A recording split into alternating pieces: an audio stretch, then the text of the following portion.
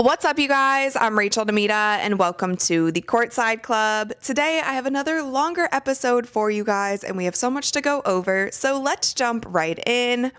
And I want to start by talking about the Indiana Fever versus Atlanta Dream game that happened just last night. That is game 2 of the 3-game series in this first round of the WNBA Playoffs. I feel like I remind you guys every time I record an episode, but as a reminder, the WNBA playoffs are kind of a weird format. So the first round of the playoffs is a 3-game series. The second round is a 5-game series, and the finals are a 7-game series. This is the first time in WNBA history where they have had a 7-game series for the finals. I'm actually very interested to see how that plays out and how the girls kind of respond to playing a 7-game series.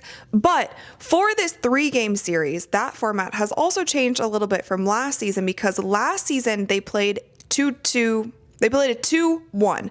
So basically, whoever had home court advantage, they got the first 2 games played in their home arena, and then that third game, if they needed it, would go back to the lower seeds arena. It's so bizarre. I can't even believe that that was a thing. And if you guys remember last year, the Indiana Fever got swept by the Connecticut Sun, and those first 2 games were in Connecticut. And then that's where they lost. Now, last night, the Indiana Fever got to go back to Gamebridge after playing in the god-awful gym. You guys know that we hate the Atlanta Dream gym. That's where they played game 1. Unfortunately, they have to go back there for game 3. I despise that gym. I think all of the girls deserve so much better. It's a slippery floor.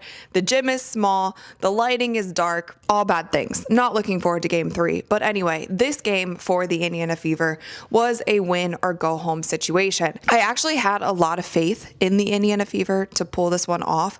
I thought that they would get the job done. Was I expecting them to go out there and blow out the Atlanta Dream? I wasn't. I was expecting it to be a closer game, but they came out, they got it done. And I feel like one of the biggest, now they've just started leaf blowing outside. Anyway, please ignore that the best you can. I will speak as loud as I can to be louder than the leaf blower. But I feel like the biggest moment in this game, there was one moment that I felt like was the complete turning point of that game, and it came at the end of the third quarter. So the first 2 quarters, honestly, this series can be not fun. When the Indiana Fever isn't flowing, when they are not playing a fast-paced style of basketball, this can be a brutal game to watch because Atlanta slows it down. They are very physical. They like to play the ball inside, and the scoring was so low through the first 2.5 quarters. The scoring was so low. I was like, you guys, this is not fun basketball to watch. It's got to get better than this. But this moment right here, and I actually tweeted about it, I said the moment we knew, this was the moment that changed everything for the Fever. At the end of the third quarter, the Atlanta Dream inbound the ball. Kelsey Mitchell gets the steal. She passes it up to Aliyah Boston over to Lexi Hall, and then Lexi Hall hits a dagger of a 3 right at the buzzer. And as you can see, the Indiana Fever go up by 15 points.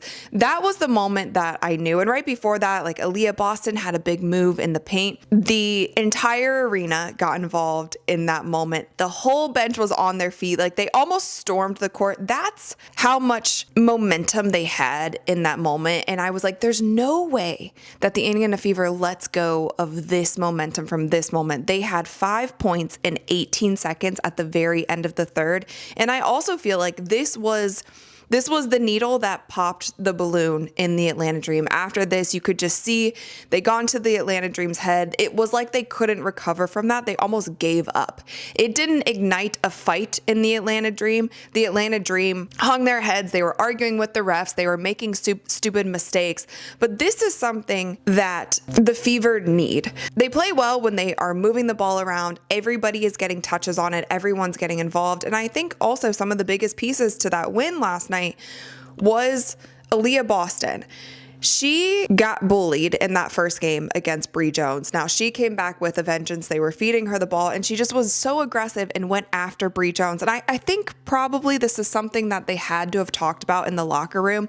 Atlanta was so physical in game one, and the Fever let them get away with that. Now, we talked about the refs. The referees were not great in game 1 also, but you just can't keep making an excuse as the referees are the reason that you're losing games or the reason that you lost games.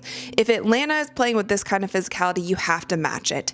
You have to match it to the best of your ability. They throw a punch, you throw a counter punch. And I don't mean a literal punch, but you guys know what I mean. And I feel like the fire that the Fever came out with, that was the biggest adjustment that they made. It wasn't necessarily a scheme adjustment, an offensive, defensive adjustment. They just came out with a little bit more fight, a little bit more aggression, a little bit more physicality. And I think that is what got them out of this game. That's what won them this game. I also wanted to point out that Mikayla Timpson played a lot of minutes this game. And I was shocked when she first went in because you guys, Mikayla Timpson hasn't played in like 10 games. And she goes in the first quarter. She actually was subbed in before Bree Turner. Now, Bree Turner has pretty much taken all of Mikayla Timpson's minutes. And Bree Turner is somebody on defense. She is somebody who is very reliable on defense. She works really hard. She'll get those rebounds. She gets a lot of blocks. And I feel like defensively, that is Bree Turner's specialty. And she's done really well. And I give a lot of props to Bree Turner because she's somebody who literally sat out for 25 games. Like, she didn't play for 25 games. She was at the end of the bench cheering for her team, but mentally she stayed with it, and now she's getting huge minutes. Obviously, the Fever have been through so much adversity. There's so many players sitting out, but Mikayla Timpson is somebody who went in, like, that's a very high pressure situation for a rookie.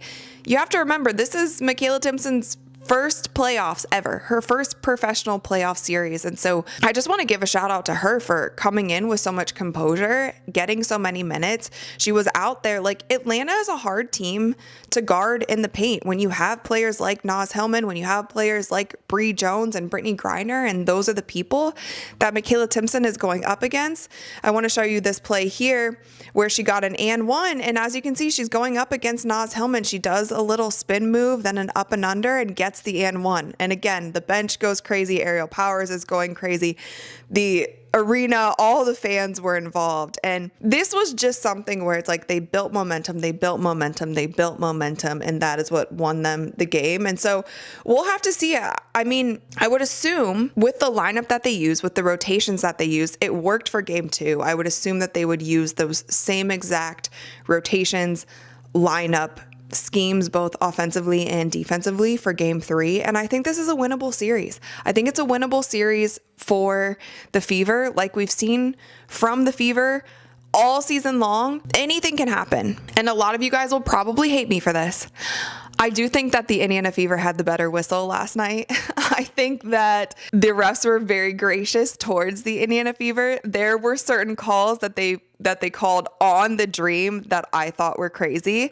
And so call it home court advantage, call it whatever you want to call it. Some people were calling it karma because they're saying that the Indiana Fever have had a bad whistle this whole season. The Indiana Fever was definitely getting the whistles to their advantage in game 2, and we'll just have to see if it stays consistent when they go to game 3, if Atlanta gets the home court advantage with their whistle, but we'll just have to see. Allisha Gray was also upset about a fan interaction. So there was some sort of fan interaction that happened with Allisha Gray, and this tweet from Tony East, he said, Allisha Gray has been talking to a fan for 2 straight possessions. Didn't even go back on defense. A man is being escorted out right now.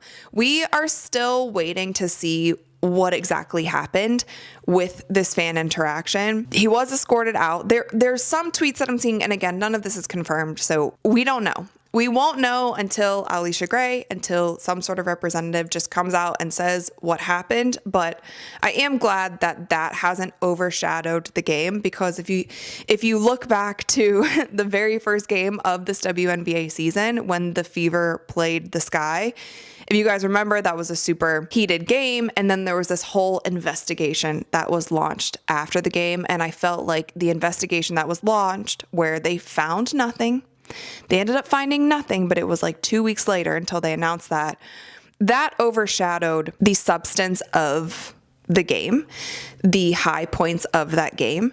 And I really hated that. And I hated that for both teams. Moving on, I want to talk about the Storm Aces game because that one was on directly after this Fever Atlanta game. And I thought the Aces were going to sweep. They were up on the Storm for pretty much the entire game. But the Storm made a crazy comeback at the end and they ended up winning that game at home. And if you saw the Seattle Storm fans, they were going nuts. Like they could absolutely, when it comes to playoff time, they could absolutely rival the Indiana Fever fans. I have never seen an arena that lit. And another cool thing that the Seattle Storm does is they give them the little light up wristbands, like the ones that you get at concerts. That is just a really cool effect. Anyway, they made a crazy comeback. The reason I'm so excited about this comeback is because a lot of it was because of one player, and that is the one and only Dominique Malonga. You guys know that I love Dominique. We had her on the show. I've been a fan of hers since before she even came into the WNBA. She is probably the player with the highest ceiling in the WNBA currently. She's very tall. She's very long. She can dunk. She moves well. She's only 19. She plays like Victor Wembanyama. If you need an NBA comp, they call her the female Wemby. She's also French. She has been killing it. And I've also said that I thought that she has deserved more minutes during this WNBA season, but last night she played 24 minutes. And I want to show you guys this post from ESPN. It said the game flipped when Dominique Malonga entered with 6 minutes left in the fourth quarter. According to ESPN analytics, the Aces had a 97.5% chance to win when Malonga checked into the game. And you look at this little graph here, it's like that's the high percentage that they had to win, and then it completely tanked. And one of the biggest reasons why is because Dominique was guarding A'ja.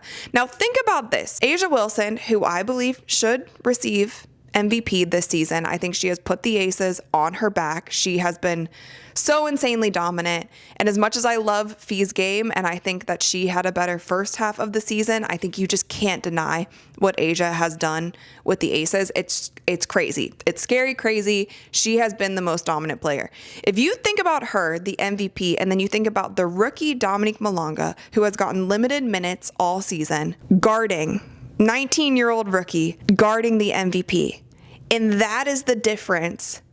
And if you win a playoff game, again, her first professional playoff game. Yes, she's played in France. She's played professionally there. But this is in the WNBA, which should have the best talent in the entire world. And that is the matchup you get, and that is the outcome you get. You guys, that's really scary. And that's why, like, I know I've been gassing her up all season, but it's a player to look out for. It's a player who I think overall hasn't gotten so much media attention. Overall, I don't think has gotten as many minutes as I would have loved to see her get. But she's also someone, she can shoot threes. She can knock down threes. She can take you off the dribble. The one thing with Dominique, and I'll give her a few years because, again, she's a teenager, I think that she just needs to get a little bit stronger. She's very finesse. She's very graceful around the hoop. But once she gets a little bit stronger and can really take care of the ball, rebound how she needs to rebound, when if she starts bullying people, it's over. That's all I have to say. It's absolutely over. I want to show you this quick sequence of Dominique Malonga's defense. So as you can see coming off the screen there, again, she's guarding A'ja, but she hedges and then she's able to block the shot there and gets the rebound.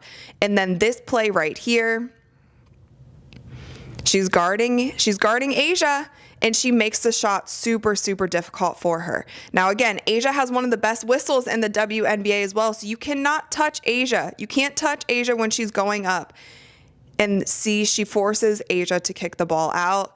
And then here again, she hedges the screen. She's just so long, it's hard to pass around her. She gets her hand on the ball from Chelsea Gray, and she just mucks it up. Like, you can't get around her. And then she makes it so Chelsea Gray has a very, very tough three-pointer to shoot.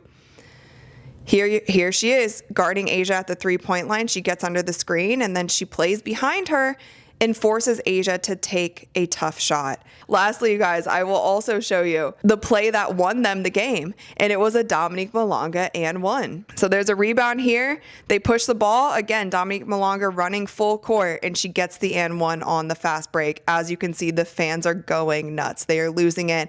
She gets the and one. She makes her free throw, and that pretty much sealed the deal for the Seattle Storm. Moving on, I want to talk about another rookie, and that is Paige Bueckers, because it was just announced that Paige Bueckers has won the Kia WNBA Rookie of the Year award, and very well deserved for Paige. She had a great rookie season. She put up very impressive numbers. She led all rookies in most stat categories. But one interesting thing about this award is that Paige Bueckers is the first Rookie of the Year in WNBA and NBA history with under 10 wins. We've talked about Dallas this season. They were really bad.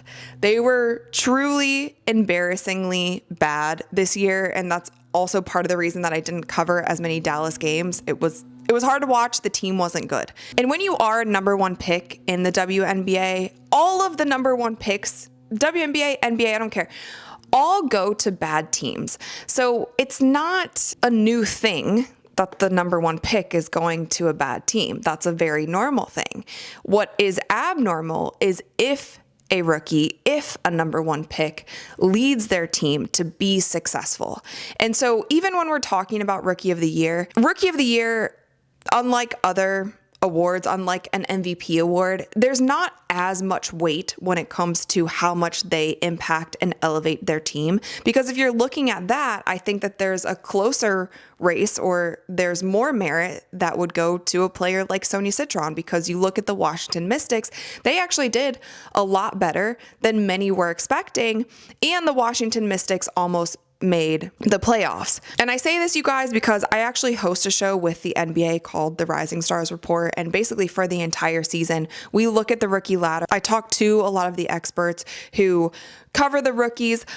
A lot of times when you're looking at Rookie of the Year, like even when Victor Wembanyama won Rookie of the Year, I think the Spurs were dead last in the standings. And so a lot of the times you can win Rookie of the Year just because of your play on the court, not how much you impacted your team. However, when we look at what happened last year and we saw how Caitlin Clark elevated that team that was the Indiana Fever and how she brought them to the playoffs, it just makes it so much more impressive. However, I don't want to take away from Paige. I think this is well deserved. She had a great season. She put up some monster numbers, but there's a really great rookie class. I think with Paige, with Sonia Citron, with Kiki Ariafen, who also had a monster season, with Dominique Malonga, who I wish had more minutes, because I think if you gave Dominique more minutes from the jump, she would probably be in that Rookie of the Year conversation. And with all of that, you guys, again, I don't want to take away from Paige. And I feel like a lot of people think that I don't like Paige, and that's not true at all. She just unfortunately falls into the comparisons that we need to make because of the stark contrast in how Paige Bueckers was treated during her rookie season compared to how Caitlin Clark was treated during her rookie season, how she was welcomed, anyway, the point I'm getting to is what I want to talk about next, and basically the Rookie of the Year rollout that they did for Paige Bueckers. Paige Bueckers made an appearance on the Jennifer Hudson Show, and if you guys have ever seen the Jennifer Hudson Show or have seen clips of it online, basically they do this little tunnel thing, this little hype tunnel where all of the people who work on the show, they make a song for you that you can dance to. And so Paige is doing this kind of hype line. She's kind of dancing. They're doing the Paige Bueckers song. She's walking down. And then at the end of the tunnel is Cathy Englebert. Cathy Englebert is on set at the Jennifer Hudson Show, and she's there to surprise Paige with her Rookie of the Year trophy. And so that is where Cathy presented Paige with the Rookie of the Year trophy. And I actually tweeted about this. I was like, this was incredible. You can see it on Paige's face. She's so surprised. She's so happy to see Cathy there. And it was a really adorable and really special moment for Paige. And I thought that that was really cool of Cathy to go out of her way and do that for Paige. Unfortunately, when you see something like that, you can't help but think of what they did last year for Caitlin. Now, if you guys remember last year for the Rookie of the Year rollout, they absolutely butchered it. Like, it was, I don't know if they could have butchered it any more than they did. So firstly, the WNBA PA leaked the Rookie of the Year announcement in their statement to Christine Brennan. You guys remember last year when there was the eye poke saga, Christine Brennan interviewed DeJounte Carrington about the eye poke, and then the WNBA PA made a clapback statement to Christine Brennan saying, "We see you. We've been over it a million times. You guys remember that." In that announcement, they basically say this was a week that we should have been celebrating Nafisa, A'ja, Caitlin, and DeJounte Carrington. A'ja Wilson and Nafisa Collier had already won their awards for MVP and Defensive Player of the Year. DeJounte and Caitlin had not received any awards yet, so people put 2 and 2 together and basically said, okay, well, Caitlin's obviously going to win Rookie of the Year. DeJounte Carrington is going to win Most Improved. So with that, it was ruined. Everybody kind of knew the news. There was no surprise anymore. And then when the Indiana Fever is preparing to play the Connecticut Sun, and they are at practice the day before the game, Coach Christy Sides gets a call from Cathy Englebert. This wasn't a FaceTime. This was just a regular phone call that was put on speaker, and it's Cathy Englebert, and she says, "Is the whole team here?" And everyone's like, "Yes, we're all here." "Is Caitlin Clark in the room?" "Yes, she's here." "Well, I just wanted to say, Caitlin, congratulations, you're Rookie of the Year." That was pretty much how it went. I can show you guys the video here. You know the best is yet to come, so Thanks. Congratulations, Caitlin. You are the 2024 Kia WNBA Rookie of the Year. So obviously there's a stark contrast in how both of these rookies received their Rookie of the Year award. Now, I do want to note that Caitlin was in playoffs. Paige is not in playoffs. She's essentially in her off season. Caitlin could not have done a television show. She was with the team. Now, could they have waited for another day? Could they have waited till Caitlin was back in Indiana? Probably, absolutely. Did they feel like they needed to rush it because the WNBA PA leaked the award? Likely. That's probably why they did it the way that they did. However, that was nothing special. Now, in the game the next day, DeJounte Carrington was awarded with her Most Improved Player award on the court. She had the trophy in her hand. That is how she was awarded the award. So a lot of people are saying, well, Caitlin was preparing for playoffs, like they couldn't have done it any other way. That's not true. If Cathy wanted to be there, if she could have flown out, like there's FaceTime her. I don't care. Like a call on speaker asking, is everyone here? Is Caitlin here? You could have FaceTime. There was a million other more creative ways that you could have done it. She basically just called them at the end of practice and said, Caitlin, you're Rookie of the Year. Does Caitlin care? Probably not. The reason I bring this up is because there are just so many times when people are like saying that this is normal. Like even me kind of calling this out on Twitter, people are like, well, now you're complaining that the league is doing better. It's like, no, this isn't just the league doing a little bit better. This is a very stark difference. Okay. And to add insult to injury, I want to show you guys the t-shirts that were made for Caitlin and for Paige for Rookie of the Year. If you guys also remember, there was just like thinking back on last year, there was just so much drama. Like what was the world that we were in last year? It was so crazy with the drama. It was like something new every single week. But so many people were upset about the t-shirts that Nike released for Caitlin Clark, because if you guys remember, Nike didn't really do much for Caitlin all last season, and there was so much hype around Caitlin, and people were like, Nike, where are you? We want something. We want merch. We want a signature shoe. We want a signature logo, like give us anything. And then when Caitlin won Rookie of the Year, this was the shirt that they put out. It just says 2024 WNBA Rookie of the Year, and it's like in a Times New Roman font, and on the back it had all of the records that she had broken, or some of the records she had broken, but with a little bit like her little name on the very bottom of the t-shirt. It's just very plain. Think if this said 2022 WNBA Rookie of the Year. Would you know who it is? No. It could, like, you can just swap out the year and do this every single year if you wanted to, right? Like you guys see it. I don't have to explain it. You guys see it. And then if you look at the t-shirt that they made for Paige, it's a really cool t-shirt. Like, good for Paige. This is a cool t-shirt. I would buy this t-shirt. I would wear this t-shirt. It's very cool. I really like it. People are just noticing the differences. Like, it doesn't make sense. And it especially doesn't make sense because of the impact that Caitlyn has had on the WNBA and what she's done for the WNBA. Like, you would just think the superstar that she is, and so many people recognize the superstar that she is, that the place that employs her in the WNBA, the person that employs her in Cathy Englebert, like, you would think that she would go the extra mile to make sure that she just feels special in these moments.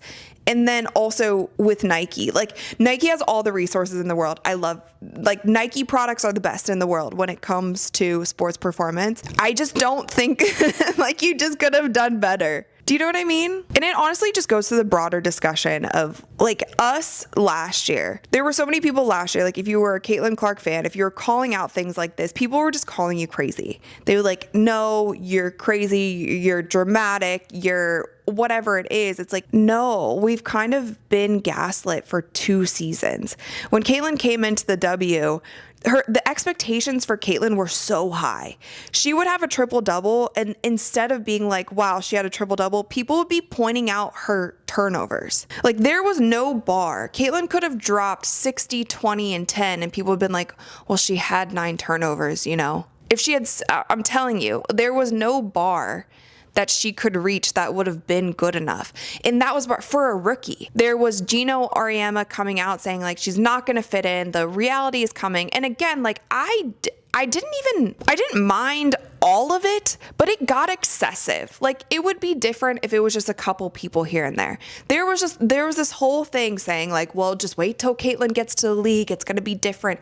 And then you saw the play on the court, how physical everybody was with her. Like, there's montages of this. I'm not just pulling this stuff out of my butt. This is just what happened for her rookie season. And if you said anything about it, people were like, no, it's just the rookie treatment. Every rookie gets this. That's absolutely not what happened. It's not what happened at all. Because if you compare last season and this season, that didn't happen with Paige. And I hate even using Paige as the example because I feel bad because this is not Paige's fault. It's not her fault. She's literally just showing up to work and playing basketball. It's not her fault. But unfortunately, like, she's the example of Paige did not get guarded like Caitlyn at all.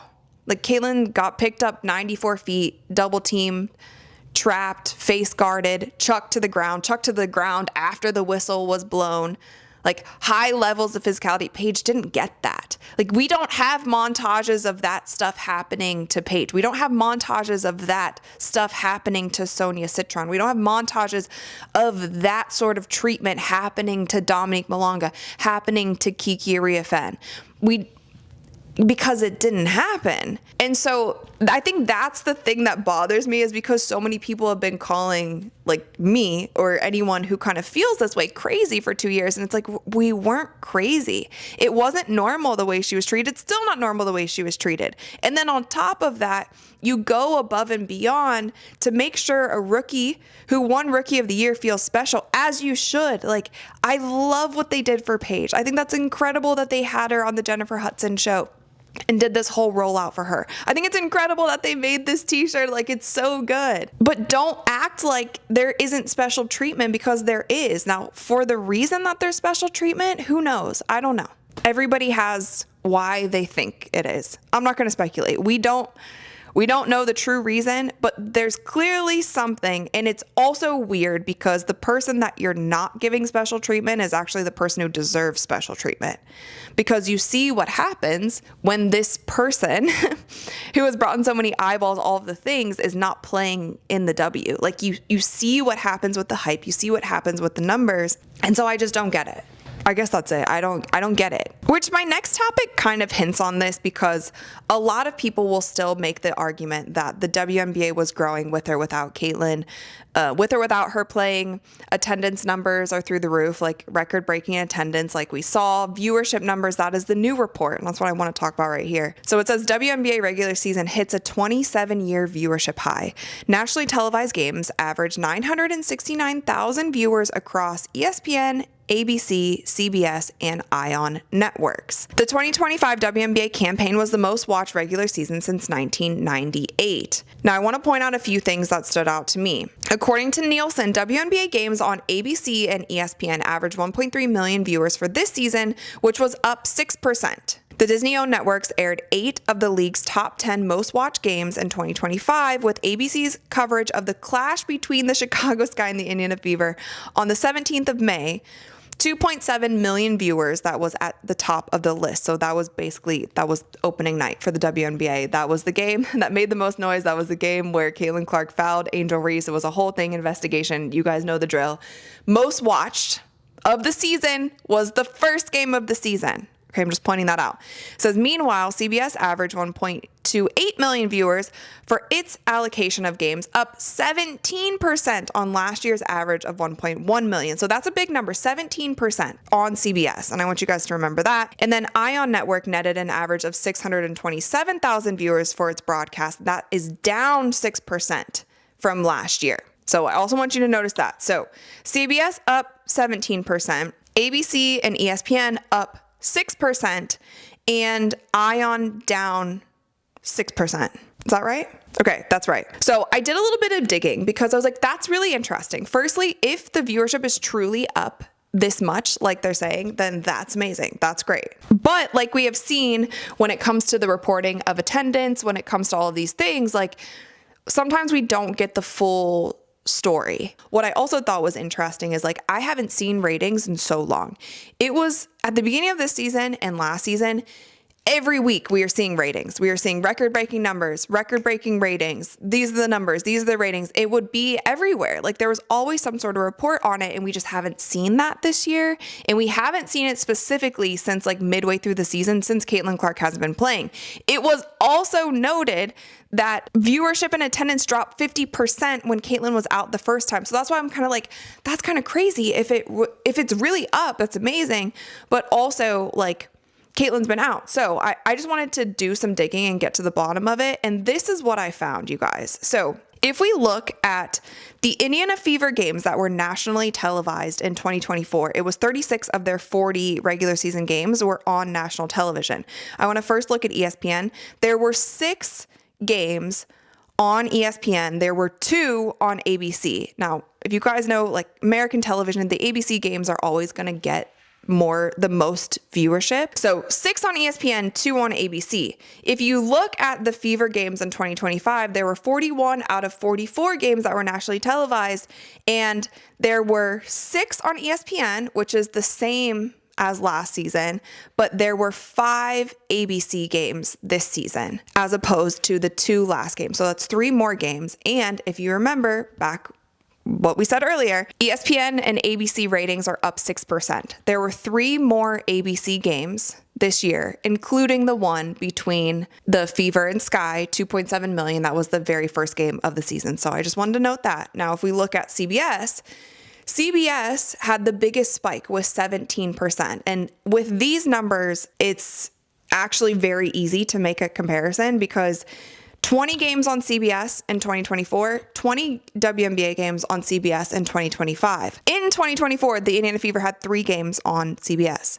In 2025, the Indiana Fever had 7 games on CBS. That's 4 more games that were on CBS this year than they were last year. And when we talk about the Indiana Fever, they are still the ones who bring in the highest viewership across the board. So I just wanted to point that out. I would really have to dig a lot more to find out the exact comparisons, the exact numbers for all of these games, because like I said, they are not as easily accessible as they were last year. But I just wanted to point that out because there were more Fever games on national television. There were more Fever games on ABC, ESPN, and CBS this year.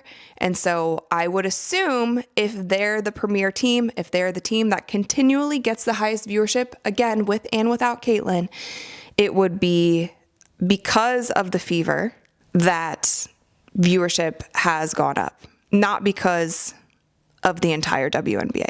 However, the more people watch the Fever, the more people are watching whoever they are playing against. whoever they were playing against, there was more of a chance that the people who are fans of the Indiana Fever are going to become fans of other teams and other players as well, and are going to want to tune in more. So I've always been a huge proponent of get the Indiana Fever as many big nationally televised games as you possibly can, because it will only help the league in the end. So, and that's what they did from 2024 to 2025, more Fever games were on television, which was overall a win for the league. All right, you guys, to end today's episode, we are doing another Q&A, and this time I took to Twitter to get your questions, and our first comment is from Mick, and he said, will Malonga make an all-star team before turning 21? And I absolutely think Dominique can and should make an all-star team before turning 21, but I think that also depends on if the coach really leans into Dominique, let her play to her full potential, realize the star that she is, let her play the stretch five that she is. And I feel like in the WNBA, that's kind of a new archetype. Like, we don't have a lot of players who are as tall as Dom and can shoot 3-pointers, can take players off the dribble. You see that more in the NBA. So she just really needs a coach who's going to lean all the way in. Hopefully Noelle Quinn does that, and she realizes from this last stretch of games how valuable and how high Dominique's ceiling is. And so I absolutely think that she can make an all-star team by the age of 21. And I know that Mick is a huge fan of Dominique also. Like, we are riding for her. Ariana said, are you a sneakerhead? What was your favorite shoe to hoop in as a player? So when I was a player, I always hooped in Adidas. I always liked a very light, low-top shoe. I never had any ankle issues, never had any knee issues, thankfully. And so I liked a really lightweight shoe. And so even when I was growing up, it was always Adidas. I liked the Crazy Lights and also Damian Lillard's shoe as I got older. I had to deal with Adidas for 3 years also, so I was always all Adidas.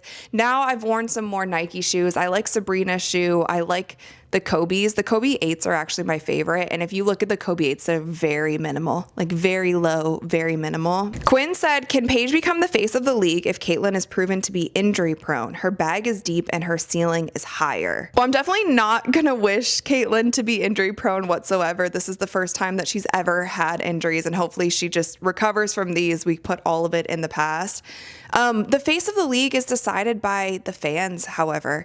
And so I don't know if I see it with Paige, but that's not to say that it can't happen. You also said her bag is deeper and her ceiling is higher. I think they just have different bags. I think if you're talking about straight handles, then yeah, Paige's bag is probably a little bit deeper. But if you're talking about shooting ability to create space, get yourself open, get your shot off, then I think Caitlin's bag is deeper. When you talk about ceilings, I think that just comes with straight work ethic. And lastly, I got a couple questions about this. Assuming there will be a season next year, who do you think the Fever will sign from this year's team? I also got a question saying in the 2026 frenzy, who are the players that you see the Fever trying to retain?